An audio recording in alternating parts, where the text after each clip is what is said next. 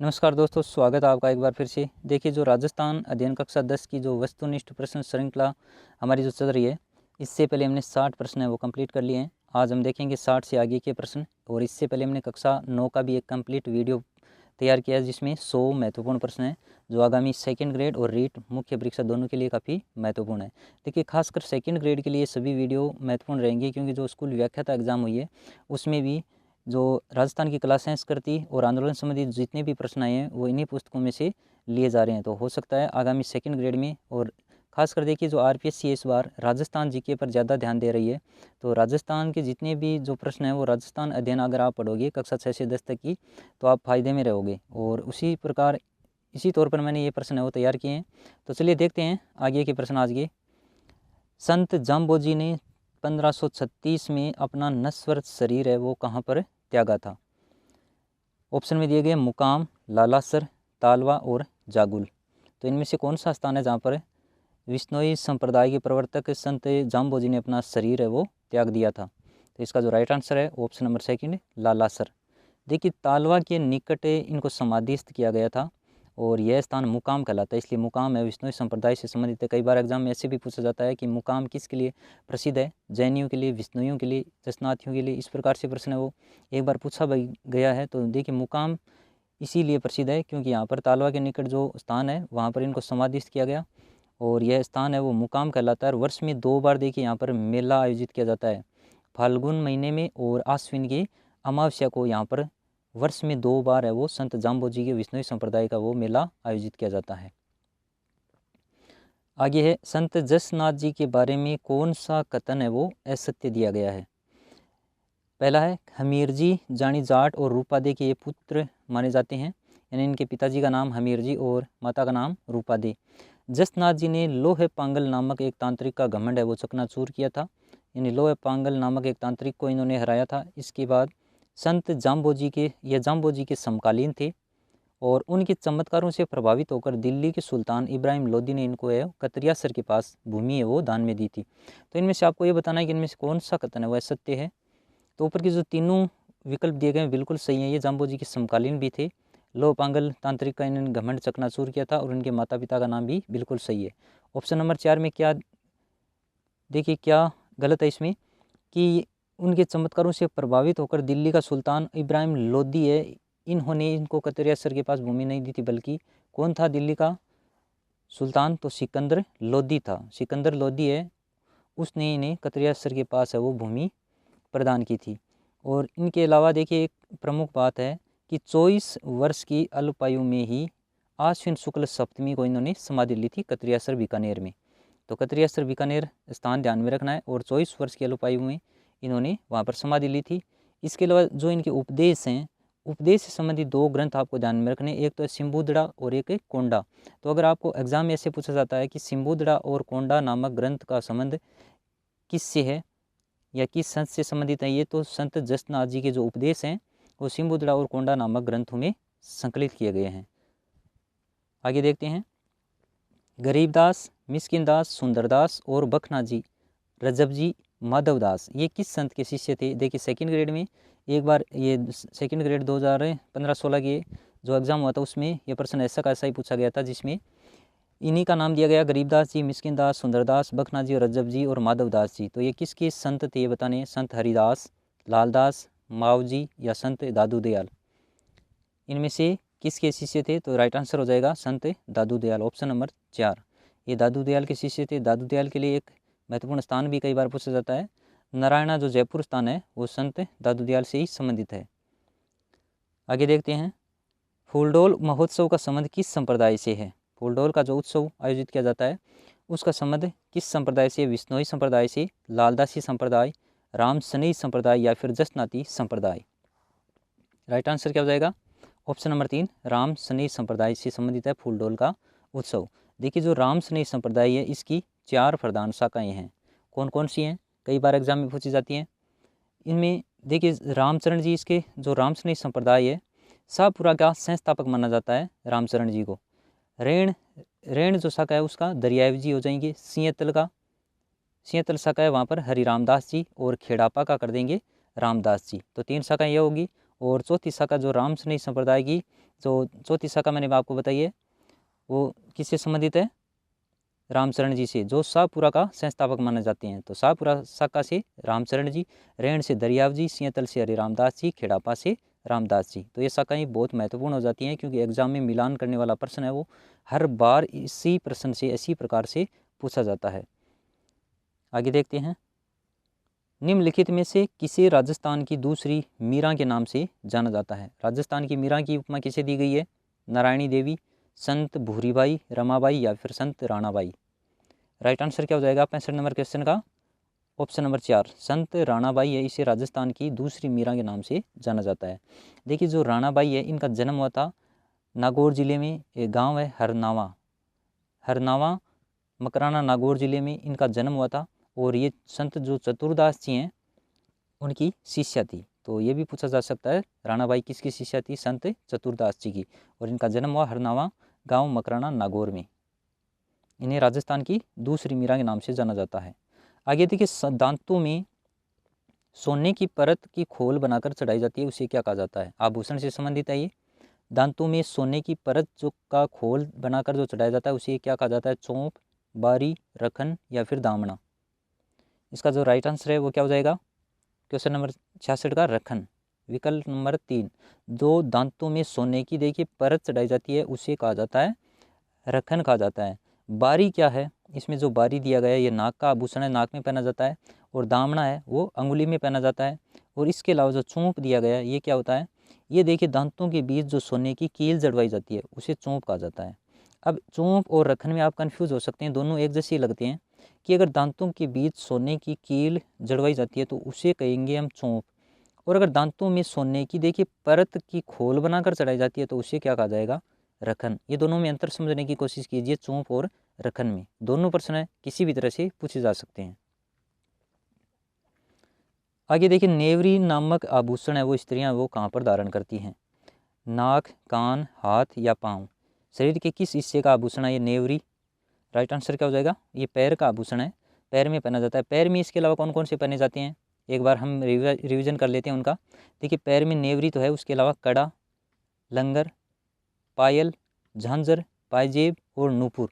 इस प्रकार पैरों के आभूषण हो गए ये। और ये नेवरी थोड़ा अलग है, कंफ्यूज कर सकता है, इसलिए ये प्रश्न मैंने नेवरी का अलग इस प्रकार शामिल कर लिया कि नेवरी नामक आभूषण स्त्रियां कहाँ पर धारण करती है? पैर में।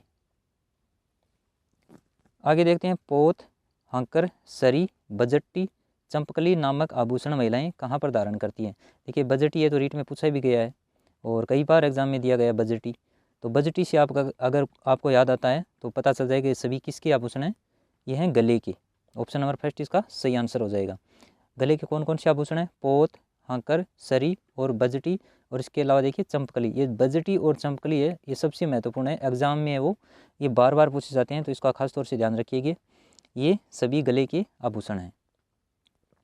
आगे देखते हैं, राजस्थान का कौन सा स्थान चांदी के आभूषणों में तारकसी के लिए प्रसिद्ध है? ये भी काफ़ी महत्वपूर्ण प्रश्न है। जो राजस्थान का ऐसा कौन सा स्थान है जो चांदी में जो आभूषण होते हैं, चांदी के जो आभूषण हैं उनमें तारकसी के लिए प्रसिद्ध है? सांगानेर, जयपुर, नाथद्वारा, राजसमंद, बगरू, जयपुर, कैथून, कोटा। कौन सा इसमें? राइट आंसर है विकल्प नंबर सेकंड, नाथद्वारा, राजसमंद है वो चांदी के आभूषणों में जो तारकसी होती है उसके लिए प्रसिद्ध है। आगे देखते हैं, मेवाड़ में किसका शासनकाल मेवाड़ की लघु चित्र शैली का स्वर्ण काल माना जाता है? चित्र शैलियों से संबंधित प्रश्न है। जगत सिंह प्रथम, महाराणा अमर सिंह, महाराणा कुंभा या फिर महाराणा सांगा। राइट आंसर क्या हो जाएगा इसका? ऑप्शन नंबर फर्स्ट, जो मेवाड़ में राणा जगत सिंह है उनका काल है वो लघु चित्र शैली का वो स्वर्ण काल माना जाता है। और इसके अलावा देखिए इनके जो काल में रसिक प्रिया, गीत गोविंद, भागवत पुराण, रामायण आदि विषयों पर क्या किया गया? लघु चित्र का निर्माण किया गया था। तो मेवाड़ की जो लघु चित्र शैली का जो स्वर्ण काल है वो माना जाता है जगत सिंह के काल को। और इनके काल में प्रमुख चित्रित ग्रंथ हैं कौन कौन से या चित्र कौन कौन से निर्मित किए गए? रसिक प्रिया, गीत गोविंद, भागवत पुराण, रामायण आदि विषयों पर वो चित्र बनाए गए थे। नेक्स्ट है, श्रावक प्रतिक्रमण सूत्र चूर्णी नामक जो चित्रित ग्रंथ है ये किस शासक के राज्यकाल में वो चित्रित किया गया था? काफ़ी इंपॉर्टेंट है ये चित्र है वो किसके काल में चित्रित किया गया था? और ये देखिए आप ध्यान में रखिए, ये चित्र देखते हैं हम 1260 ईस्वी के लगभग का चित्र है ये। और ये महाराणा जगत सिंह, तेज सिंह, अमर सिंह या फिर जय सिंह। तो इस विकल्प में जो दिए गए हैं महाराणा तेज सिंह। तेज सिंह के समय में सन 1260 ईस्वी का ये चित्र है, श्रावक प्रतिक्रमण सूत्र चूर्णी, जो महाराणा तेज सिंह के शासनकाल में चित्रित किया गया था। आगे देखते हैं, मेवाड़ चित्रकला शैली के प्रसिद्ध चित्र ग्रंथ गीत गोविंद और कलीला दमना को निम्नलिखित में से किस किस शासनकाल में चित्रित किया गया था। ये चित्र जितने भी हैं इनके संबंधित से चित्र शैली भी पूछी जा सकती है, और जो चित्र जो हैं बने हुए हैं वो किस महाराणा के समय बने, ये भी इस प्रकार से भी पूछा जा सकता है। विकल्प में दिया गया महाराणा जय सिंह प्रथम, महाराणा संग्राम सिंह द्वितीय, महाराणा जय सिंह द्वितीय और महाराणा संग्राम सिंह प्रथम। तो राइट आंसर हो जाएगा ऑप्शन नंबर सेकंड, जो महाराणा संग्राम सिंह द्वितीय हैं उनके समय में मेवाड़ चित्रकला शैली है उसमें कौन कौन से चित्र ग्रंथ हैं, गीत गोविंद और कलीला दमना आदि जो रचे गए या इनका निर्माण किया गया वो महाराणा संग्राम सिंह द्वितीय के काल में किया गया था। नेक्स्ट है, बरसते बादलों में सारस मिथुन की नयनाभिराम आकृतियां किस शैली की प्रमुख विशेषता है। मेवाड़ शैली, जोधपुर शैली, बीकानेर शैली या फिर किशनगढ़ शैली। देखिए इसका जो सही आंसर है वो हो जाएगा ऑप्शन नंबर 3। ये जो बरसते बादलों में सारस मिथुन अभिराम नयनाभिराम की जो आकृतियां हैं ये बीकानेर चित्र शैली से संबंधित हैं। बीकानेर चित्र शैली से संबंधित चित्रकारों के नाम कई बार एग्जाम में पूछे जाते हैं। आप सबको पता होगा रामलाल, अलीराजा हसन, उस्ता हमीद, जो उस्ता कलाकार हैं ये सारे किस शैली से संबंधित हैं, बीकानेर शैली से। जैसे रामलाल हो गया, अलीराजा हसन है, उस्ता हामिद रुकनुद्दीन है, ये सभी बीकानेर चित्र शैली के प्रमुख चित्रकार हैं। और बीकानेर शैली का जो चित्रित ग्रंथ है बरसते बादलों में सरस मिथुन की नयनाभिराम जो आकृतियां हैं ये भी बीकानेर चित्र शैली से संबंधित है। आगे देखते हैं, मेहरानगढ़ दुर्ग में पुस्तक प्रकाश नामक पुस्तकालय की स्थापना है वो किसके द्वारा की गई थी। मेहरानगढ़ दुर्ग में जो पुस्तक प्रकाश है उसकी पुस्तकालय की स्थापना राव जोधा के समय की गई, राव मालदेव, राव मान सिंह या फिर जसवंत सिंह। बताइए इनमें से कौन से शासक के समय में इस पुस्तकालय की स्थापना है वो की गई थी। तो राइट आंसर इसका क्या हो जाएगा ऑप्शन नंबर 3। ये महाराजा मान सिंह के समय की बात है। महाराजा मान सिंह के द्वारा ही मेहरानगढ़ दुर्ग में वो पुस्तक प्रकाश नामक एक पुस्तकालय की स्थापना है वो करवाई गई थी। नेक्स्ट है, निम्नलिखित में से किस दुर्ग में मुरली मनोहर मंदिर स्थित है। गागरोन दुर्ग झालावाड़, मेहरानगढ़ दुर्ग जोधपुर, अकबर दुर्ग अजमेर और लालगढ़ दुर्ग बीकानेर। राइट आंसर इसका क्या हो जाएगा ऑप्शन नंबर 2। देखिए मेहरानगढ़ दुर्ग काफ़ी इंपॉर्टेंट है, इससे संबंधित इसमें जितने भी स्थान या फिर जो भी मंदिर हैं इससे संबंधित जो भी चीज़ें हैं वो एग्जाम में कई बार पूछी जाती हैं। और इसमें और क्या क्या खास है देखते हैं। देखिए मुरली मनोहर मंदिर तो है, इसके अलावा देखिए चामुंडा का मंदिर है, आनंद घन जी का मंदिर है, मोती महल है, सिंगार महल है, फतेह महल है और फूल महल है। ये सभी एग्ज़ाम में 1, 2 या फिर इन सबको एक साथ मिलाकर के भी पूछा जा सकता है। तो मेहरानगढ़ देखिए एक बार पूछा भी गया था, चोखेलाव महल जो किससे संबंधित है, मेहरानगढ़ दुर्ग से ही संबंधित है, वो प्रश्न एक बार पूछा जा चुका है। तो इसमें मुरली मनोहर मंदिर है ये सबसे प्रमुख है जो मेहरानगढ़ दुर्ग में ही स्थित है। आगे देखिए, राजस्थान में भूमिज शैली का सबसे पुराना मंदिर कौन सा है। मेनाल का महानालेश्वर मंदिर, पाली जिले का सेवाड़ी जैन मंदिर, रामगढ़ का भंडदेवरा मंदिर या फिर बिजोलिया का उंडेश्वर मंदिर। इनमें से कौन सा मंदिर है जो राजस्थान में जो भूमिज शैली है उसका सबसे पुराना मंदिर माना जाता है। तो ये पाली जिले का जो सेवाड़ी का जो जैन मंदिर है पाली जिले में स्थित, वो राजस्थान में भूमिज शैली का सबसे पुराना मंदिर है वो माना जाता है। राइट आंसर क्या हो जाएगा ऑप्शन नंबर 2। नेक्स्ट है, निम्नलिखित में से कौन सा युग्म सही सुमेलित नहीं है। देखिए एक तरफ जो बावड़ियाँ दी गई हैं दूसरी तरफ उनके स्थान या जिले। चांद बावड़ी जैसे देखिए अब बानेरी दौसा में, त्रिमुखी बावड़ी है वो उदयपुर में, नौलखा बावड़ी है वो डूंगरपुर और रानी जी की बावड़ी दे रखी है दौसा में। तो कौन सा विकल्प असत्य है, यही असत्य है। जो रानी जी की बावड़ी है वो किस जिले में स्थित है, बूंदी में, यहाँ पर दौसा दे रखा है। तो राइट आंसर इसका ऑप्शन नंबर 4 हो जाएगा। आगे देखते हैं, रूप सिंह शेखावत का संबंध किस नृत्य से है। तेरह ताली, कच्ची घोड़ी, वालर नृत्य या फिर भवाई नृत्य। जो रूप सिंह शेखावत है इनका संबंध है कौन से नृत्य से माना जाता है, तो ये हैं भवाई नृत्य से संबंधित। भवाई नृत्य के कलाकार हैं रूप सिंह शेखावत। ऐसे प्रश्न एग्जाम में कई बार आते हैं।